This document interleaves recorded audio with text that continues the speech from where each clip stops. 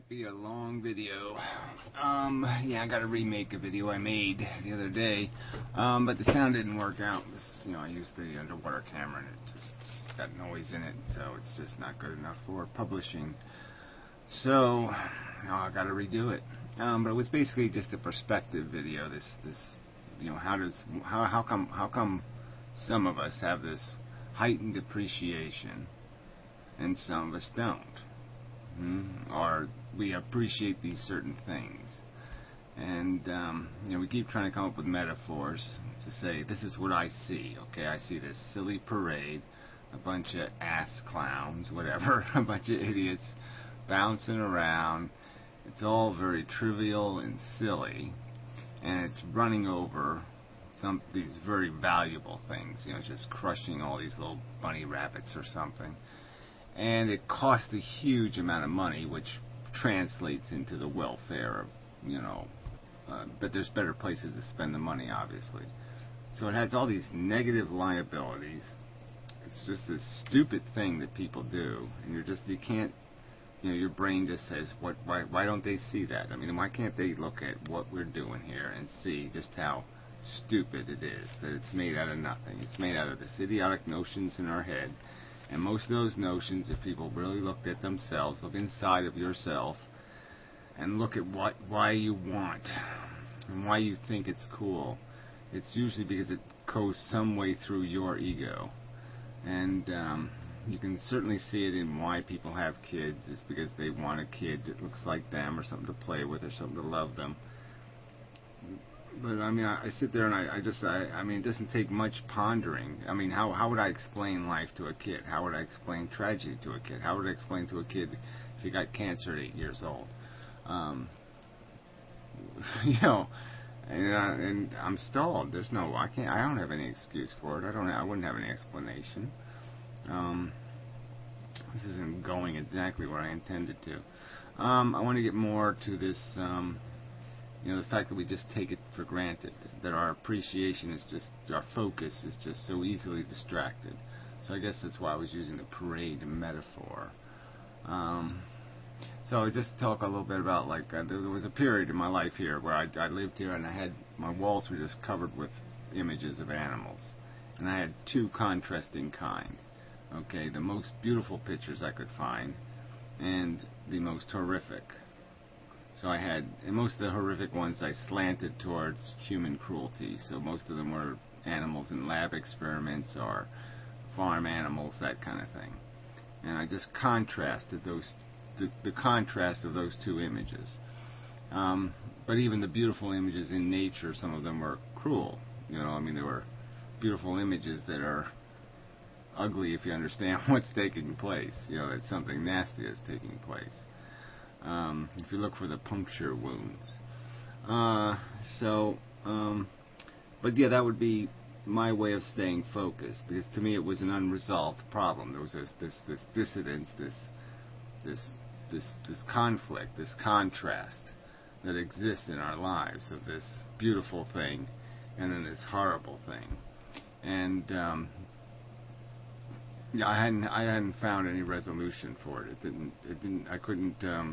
I had to make some sense out of what was happening, what reality is, and this is my way of staying focused on it. So I guess that's the point I'm making, is that if I didn't create a mechanism that threw it in my face, I could get easily distracted, and I could be looking at a lot of other things. I could be playing video games or watching movies or doing some other thing, and I wouldn't have that in my face to mill around as a context. I guess that's sort of the argument I'm using. I used it as a context that was always there. So it was kind of like a colored glass that you would put on a pair of glasses that made you see, rather than distort your vision, that would give you extra vision, that would add a context, an understanding of history, and an understanding of the jeopardy the future's in. And that would be the context that you're watching the parade through. And in that context, yeah, it looks preposterously silly. And so I guess that's sort of the argument here. You can do certain things in a Three Stooges comedy hour, well, certain things that would happen that would be totally appropriate. But if you're watching Shakespeare, it would be totally inappropriate. It would be a blight. Yeah, it would be noise. It would be nuisance. It would be obviously silly and stupid and trivial in that other context. And so I guess part of the argument was just that there's this truth about our existence. There's this underlying true context. And how much time does it appreciate? How much appreciation does it deserve? How much of our time does it deserve? How many minutes of our life should we contemplate the universe, contemplate our origins, contemplate the price paid for our existence? I mean, we have days like Memorial Day, but no one really memorials, and Veterans Day. No one really thinks about role playing in their head what it would be. How much appreciation do they have for all the young men who some of them virgins even, that died, so you could have the life you have, and died badly, hard, miserably. And how much of your life would you maybe give back to spare them at least the harm, if not to give them the life they could have had? I mean, should have had is such a tricky word, because can any of us live without somebody paying a price for our existence? Can we live without taking something? We can certainly live giving as much as we can. We can always compensate for how much we take by trying to find ways to give back even more than we took, in terms of helping people when you can, or solving problems where you can, and sacrificing something to solve that problem. But what do you give? Do you give a penny, or do you give a dime, or do you give a dollar, or do you give a few gallons of your blood? That's the question. So anyway, it's this whole idea of what people acclimate to. That's how we sort of got into that conversation, that we acclimate to an environment, and we say, and that's it, and we habituate. Our addiction molds to it, and we chase our chaseables.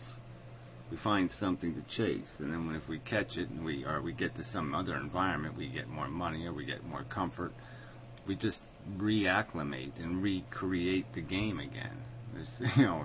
The same mechanism will be in play, and the blights will just be different.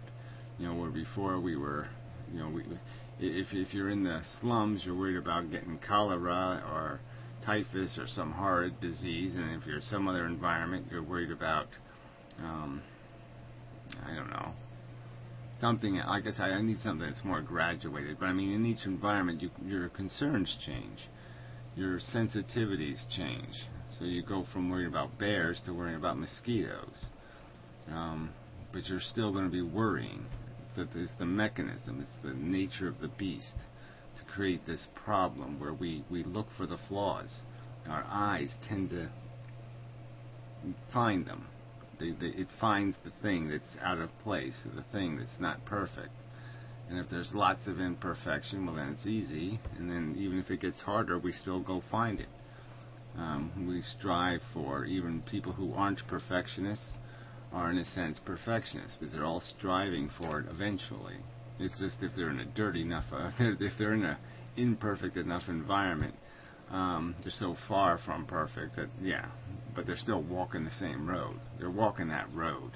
And the only thing that's going to change is how perfect it'll have to be. But I think it's a common enough syndrome that we see it enough in the sillinesses of the rich. You give them everything, and they're still crying. There's still tears being shed. They're still dysfunctional. They still can't manage to be happy. Somehow they fail. Somehow having everything isn't enough. They're still blighted by the same idiocies, where they have to go do something else stupid or crazy or fucked up.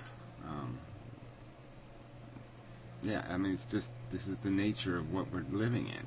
And we're living in it at this crazy, insane price. And, again, I just think it's a matter of perspective. The culture inundates you with distractions. The parade is pushed and sold as the wonderful thing. The parade, the parade, the parade. And there's just so little pay attention to the context of the parade. And so I guess that's the distinction. I had to resolve the value of the parade, and through decades of looking at it, yeah, I just couldn't find it. I did try.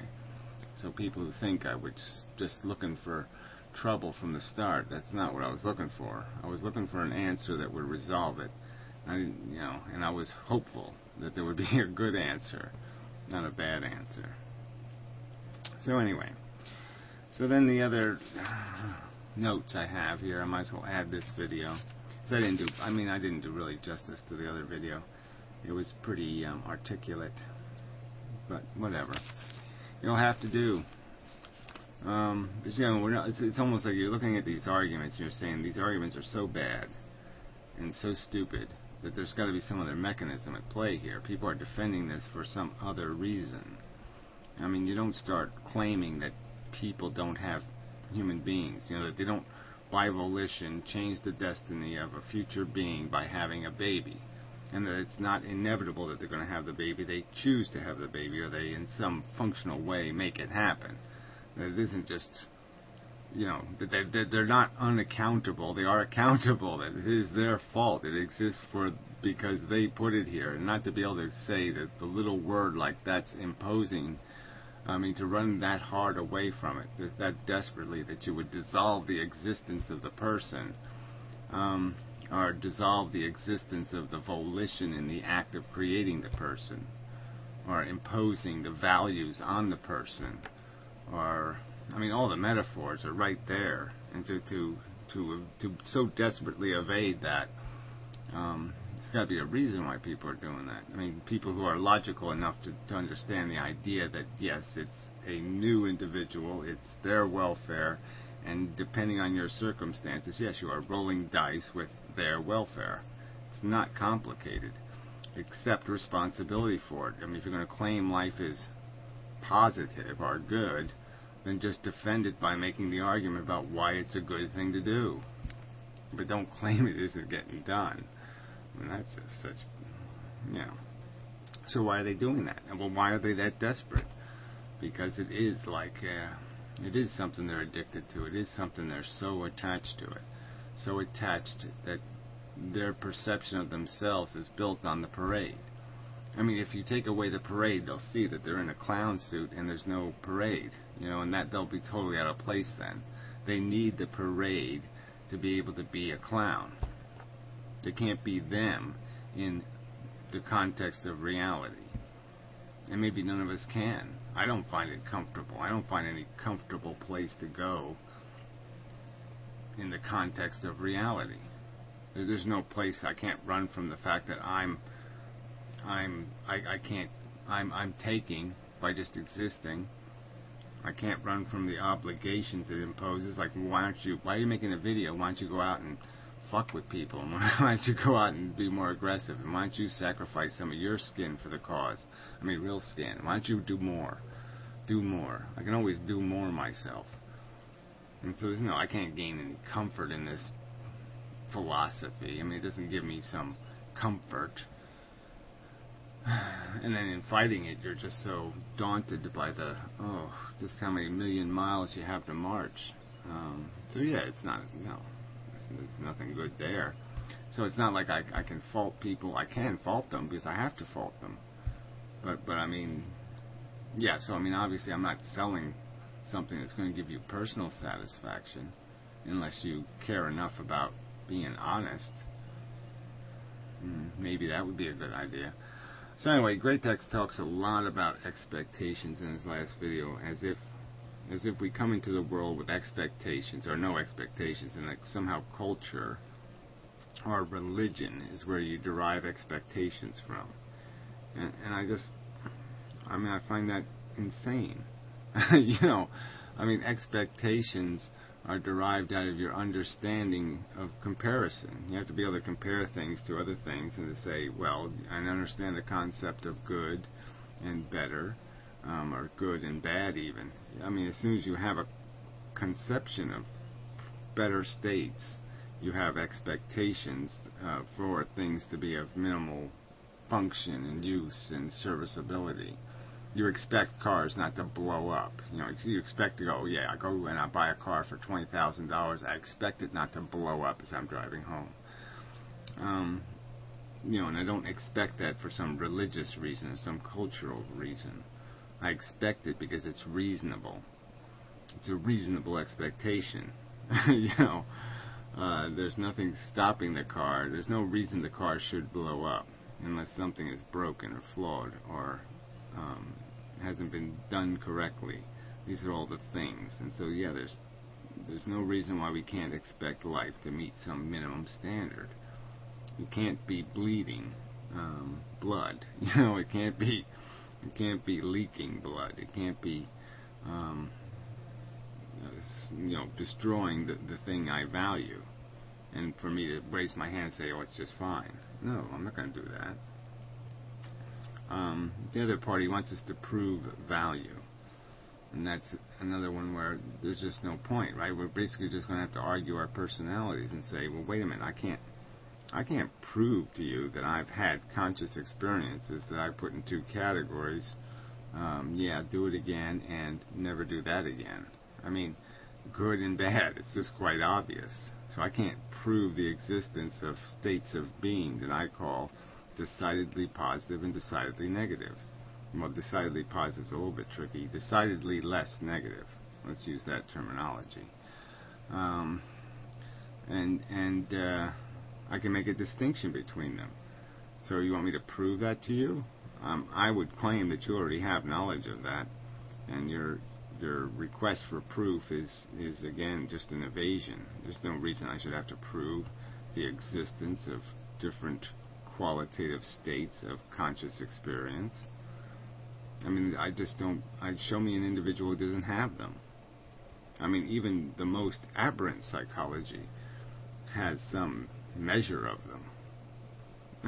Has some capacity to say, yeah, I'd rather be here than there. They must have some description of preferable states of being. Something on some scale. So I'm not going to prove value. Its value is it's proven by your own experience, I claim. And if you say otherwise, I say you're a liar. Then there's no point in having a conversation with just liars. Alright, so then the other argument would be is the judgment, the determination of the addition of the value. So once we establish the value, that there's these different states of being, good states and bad states, or bad states and less bad states. Then the question is one of a judgment, and so you make the judgment that that the equal is a negative number. Then when you're done with the math, the net product is negative. And the argument is whether we can make this statement authoritatively, right? That we're going to disambiguate the mush and say, here's what it is. It's functional or dysfunctional. It's leaking oil. It's consuming too much gas. It's insufficiently efficient. And here's the argument to establish that.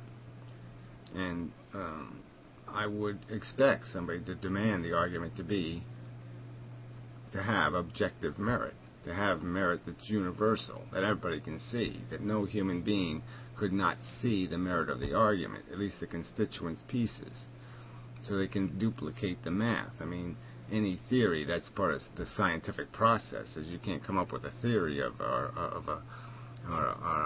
a method and not put it to the scrutiny of duplication. Somebody should be able to duplicate what you did if it has some sort of credibility as a, whatever the thing is, the theory, as a process, as Well, I know there's a better word. Sorry, I'm really having a less than great day.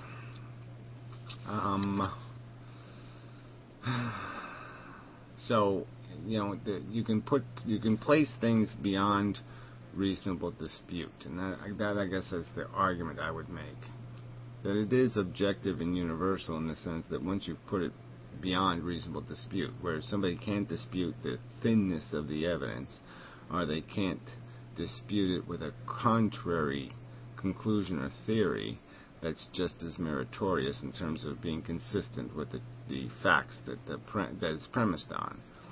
And so just saying as a fact, okay, that there's good and bad, and there's a fact that human beings often have a affirmative bias where they will say that yes, it's worth it. I will keep playing the game because it's worth it. Well, we obviously know that that's always said because they don't have it in front of them, right? The price they're going to pay is not in front of them. It's always behind them. And so, yeah, obviously after you've already gone through the fire, it's like once you've already eaten your vegetables, it's like you feel like you're done with that, so now you can enjoy the dessert or whatever. You've earned it. And that's sort of what people do in life. But I think I've made the argument that I think that can be defeated by simply appreciating that if I was to take the pieces of someone's life and put them on a table and put fair price tags on them, where they had to use the value of the positives to buy the negatives, or vice versa, that they would run out of positive values pretty quickly trying to buy their way out of the negatives.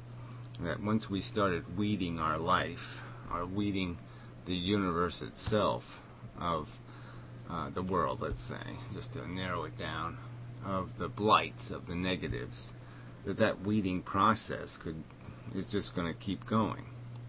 Just like the perfectionism thing, just like the other mechanisms that keep us moving, that process would never be done either until we pretty much extracted everything from the glass. Eventually we will become sensitive enough once we start weeding and appreciating and seeing what the game is made out of, that we'll figure out it's all made out of shit. It's all made out of just going from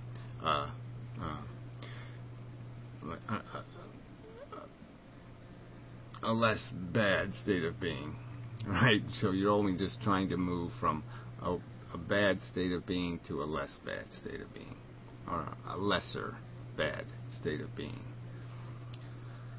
Yeah. Alright, so what else did I write here? Great texts want the explanation that life to waste. I don't know what that is, sorry. Then explain into you. So I explain. He's basically just saying, that's just the way it is. And we're supposed to just accept his, that's just the way it is as he declares it to be the truth.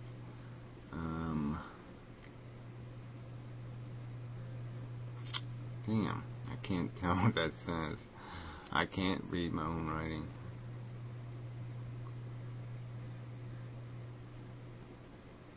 Nope. Alright, anyway, I have another side, so I can look at that. Sorry, not a professional video. Yeah, so he did bend the words to of the unneeded need, and he said there's no need to unneed the need that doesn't need to exist or something. And of course there is. It's just, you can play word games, but the fact is that there's no need to create need. And if the need carries risk, if it's justifying a risk, then there's certainly every reason not to create the need. If the need was harmless, well, then we wouldn't have an argument.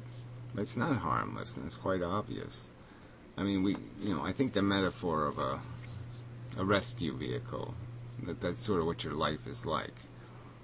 And that you could justify it speeding to the scene of the crime or the fire if there was really a fire and if there was really something to save. But there isn't. We don't function. We don't produce anything. So there's no redeeming value for the risk we impose. I wish people would just argue that argument. That we actually do have to have a function because of the imposition of the risk. I mean, it really does require you to be accountable. Alright. I don't know. Yeah, I'm just too dull. So I guess I won't bother with this any further. I do want to know what this thing was. I mean, I'm just curious now what the hell it was. Maybe I'll take another look at it. Maybe I'll get it this time.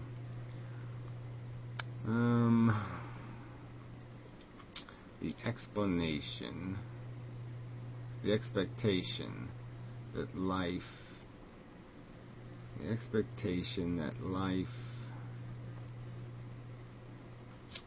to something. Yeah, I don't know. Yeah, well, anyway, it's just this whole idea that somehow we expect life to function, to do something, to be purposeful in its product, to create more value than it consumes. And I'm just saying that I think if people are honest, they would see that the value life creates is the satisfaction of addictions that are generally just arbitrary, completely dependent on your circumstance. I mean, there's a rich man sitting somewhere who might be just as uncomfortable as me and angsty as me, and he's going to be angsty and uncomfortable over things that are so much more trivial than mine. He's going to worry about tiny little nicks in the paint on his car, and I'll be worried about big giant dents in the car. But it's the same difference. It's always chasing. You win. If you have one gold medal, you want two. Got two, you want three. It's just this endless chase. And there's no value in it. The value is obviously just in the chasing, and because the thing we're chasing doesn't have any depth, it doesn't have any meaning. It's just a silly parade. And if we understood that's broken psychology in the sense that it has no rational purpose. It's just we have this chase tail initiative built into our brain, and this doesn't matter what. We'll chase it. And so you can't use that to say that has some kind of substantive value, because it has no universal applicability. I mean, you'll say life is worth it because you love your wife or something, and then somebody else could just convert that into, okay, I know what those feelings are. And those feelings and those attachment, that addiction is nice, but that's not something to live for. So I mean, it can be, depending on the person, it can be completely converted into nothing. I mean, all we're talking about is the attachment itself, the perception of value. And again, so we're back to that argument that the only thing demanding the existence of a future for the human race are perceptions in people's head. There's no actual requirement. There's no actual blinking light somewhere saying human beings must exist, they are really cool and kick-ass, and it will be good. There's nothing like that. It's just a perception in people's head. The value does not exist. The rational reason doesn't exist in reality. It only exists in people's perception. And for them not to appreciate that, and where the mandate to stop suffering would be something that would be universal. It wouldn't be subject to individual interpretation. I mean, there's no possibility for a reasonable human to say if a person's in a boiling pot of water and they're screaming, no rational person could just say leave them in the boiling pot of water. The mandate to take them out of the water is universally understandable, where the value of this parade is not universally understandable. The value of it's completely a subjective perception completely dependent on your desire. If you're not hungry for it, it has no value. In and of itself, it is valueless. It's only your hunger that gives it value. I've already made this. I didn't really want to get to this subject. Alright. Well, this will have to do. It's not much of a replacement. The other video was more upbeat, walk and talk. It was really... shucks. Yeah. I would have preferred to post that, but it really isn't good enough. So till next time.